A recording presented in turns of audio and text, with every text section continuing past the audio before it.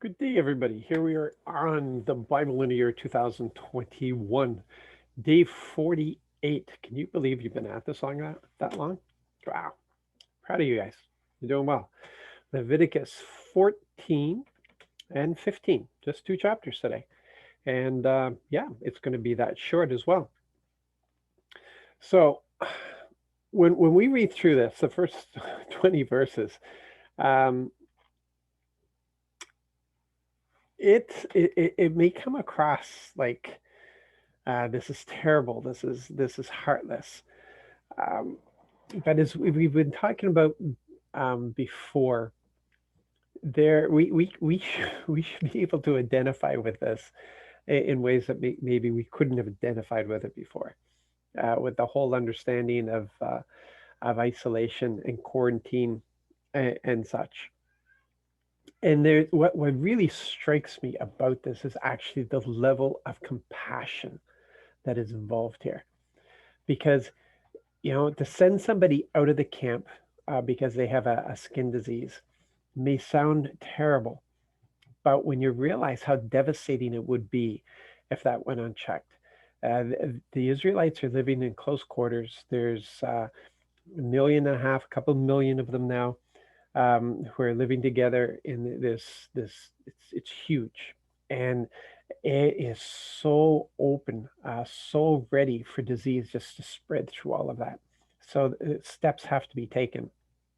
And isn't it interesting that we know all this about healing, about how he heals, but at this time, that wasn't the way that they were going. It was um, that had that level of revelation is not there yet. So they're taking these practical steps of what to do. Not they. He is giving them. Yahweh is giving them these practical steps of what to do. Isolate the person. See if this is going to spread. See if it's going to like. There's all these steps that are being taken, and it may look heartless to separate that person from the community, but they're just camping outside of the community. In other cultures, man, they would just kill them, burn them, bury them, make sure that thing doesn't spread, or just drop them off somewhere, and they're not allowed to return ever. They're finished. They can't have anything to do with them. But this the way they deal with it, it's actually it it's I got here a great deal. Um, More compassionate more compassion that is expressed here than in the communities in the countries around them, in the nations around them. So this person doesn't get killed, they do not get permanently removed, and there's steps involved with them coming back into the community, and it's actually a very positive thing. uh, and I'm sure that the person who has a skin disease would see this as a positive thing, as opposed to being killed and burned, to make sure that that thing doesn't spread. Then in verses 21 to 31, um, what needs to be highlighted here is how Yahweh is always occupied with the poor. Always. He always keeps in mind the poor, the marginalized, the outcasts, the immigrants, the widows, the orphans. You're going to see that as we move through these books in the months to come. You are going to see so often that they're reminded to look after the immigrants, the widows, the orphans, to take care of the poor, help the poor. And we see in this system of restoration to the community that uh, Yahweh here also puts in play um, a system that will include those who do not have the money or the means for the greater sacrifices that need to be made. And so he lowers the requirement to their level. So it, maybe it will cost them just as much in comparison, but he brings it to a point where it's actually within their reach that they can do this too. It's an adjustment. It's an adjustment so that everybody is included. And that's really important for us to understand as a church, that yeah, there are standards. Yes, there's nobody is holy. There's no, I mean, there's great demands. The expectation, it's up there, um, but at the same time, adjustments are made so that there's no excuses. That everybody gets included. Nobody's left out. Just note that. So a house is infected, right? Let's burn it down. Let's get rid of it. Um, Yeah, that'd be the easy solution. That would be the solution probably I would go with if I was back then. But they don't. I mean, they go through all this pain, all this effort, so that they don't destroy. And this is a regulation that is to take place once they come into the promised land.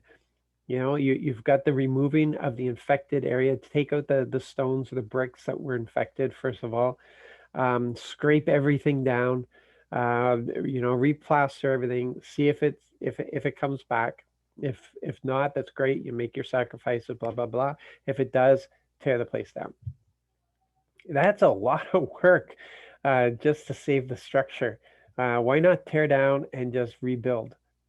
Because I mean that's our solution today. It wasn't the solution back then. And if they make this little extra effort and don't have to make the greater effort of building a new structure, so much the better.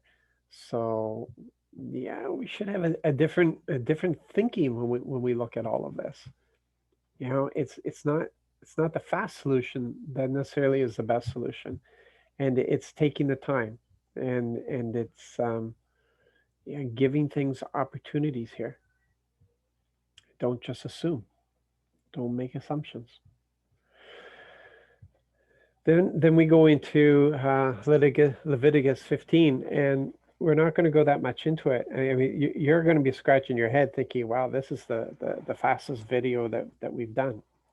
Well, there's a lot of detail here, that doesn't have a lot to do with us today. It doesn't really have a lot to relate to us, but you can look at the motivation. You can see the Father's heart in these things. You can see, that He is concerned. Listen, consider this chapter. Consider the subject matter.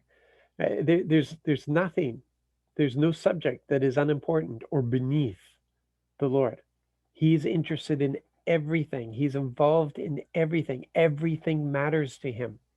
Every single thing in your life matters to Him. Your digestive system matters to Him. You learning a language matters to Him. Stubbing your toe matters to Him. These things matter to Him. He wants to be involved with all of this. That's yeah. When we do look at this, when we consider all these regulations that are in place, all the efforts that they're making, um, when you consider that they're on the move, that they're mobile, they're nomads at this time. You wouldn't necessarily think of the nomads as being the cleanest nation that is in existence, but with the regulations that are being brought in, with the laws that are being brought in, they are becoming the cleanest nation. And so we can see from this how why so many of our moms always quoted that non-existing verse, um, but existing in sentiment, that cleanliness is next to godliness. You know, all of us, I think all of us at one time grew up thinking that this was a Bible verse, and shocked to find out that it is not a Bible verse. You're not going to find it there. And yet, when you're reading through this, especially as you read through Leviticus, you're left with no doubt whatsoever that cleanliness is very important, very, very important to Yahweh, very important. And we could actually, because of some of the verses we've already read, we could change it up a little bit, and it'd be better to say cleanliness is next to holiness. Cleanliness is next to holiness, because that's what the Lord said. He said, I'm holy. I want you to be holy. Keep yourself clean. Keep yourself clean. And then we find this verse, just taking one verse out of chapter 15. You must separate the Israelites from their uncleanness. You must separate the Israelites from their uncleanness. We're going to read verses where he says, "You make sure that you've covered up your dung." It's he had the camp in order. There was a place. He goes, I'm walking through your camp. I'm not stepping in that. I am not stepping in that. It's eh, it's yeah. It's hard for us to think of our holy God talking about the subject matter, but it all matters to him. And so he's saying you must separate the Israelites from their uncleanness so that they don't die on account of it by making my dwelling unclean, which is in their midst. This is how important it is. Hygiene, hygiene, hygiene matters to our Father. Don't make a religion out of it. Just understand, as we are going through what we are going through right now in 2021, with pandemics, with lockdowns, being told all the time about washing our hands, all the time about washing our hands. How do you prevent? How do you prevent diseases from spreading? By keeping clean, by staying clean. That's, have your showers, wash your hands before you touch anything. Wash your hands. Avoid touching your face. This is all. We read it right here in Leviticus. How do you cut off diseases? How do you stop them from spreading? By being clean. You must separate the Israelites from their uncleanness. It's as simple as that, folks. And this is how much Yahweh cares about His own. This is how much Father loves us. And don't make a religion out of this. Don't go and start, creating laws from these things. That's not what it's about. It's understanding the heart that's behind it. It's a heart that loves. It's a compassionate heart. It's a heart that's taking care of people who don't understand these things. They don't understand viruses. They don't understand um, you know, the little things on your skin that you can't even see being so small. They can't understand this. But Dad is putting in place things to protect them from what they don't understand. We need to get that into our head. This is what he does. This is we may not understand why he says don't do this and don't do that. Don't be involved in this. Don't be involved in that. But he's protecting us from us from things that we don't understand. We don't know the damage that is causing. We don't know what it's doing to our minds. We don't know what it's doing to our emotions. We don't know. We don't understand. And I don't know. Maybe one day we'll get to a place where we will understand how these things played out on our emotions, on our mental health. Um, Meanwhile, we trust him. We trust him because he's proven himself again and again and again. Okay, so thank you for getting through those 2 chapters, and there's more to come, but not much more. There's like only, I think, maybe 5 more days left of Leviticus, and then we're going to go into Numbers. So you guys be blessed. Have a fantastic day. Trust the Lord. Lean into Him. He's got your best interests at heart. You've got to trust that. Talk tomorrow. God bless.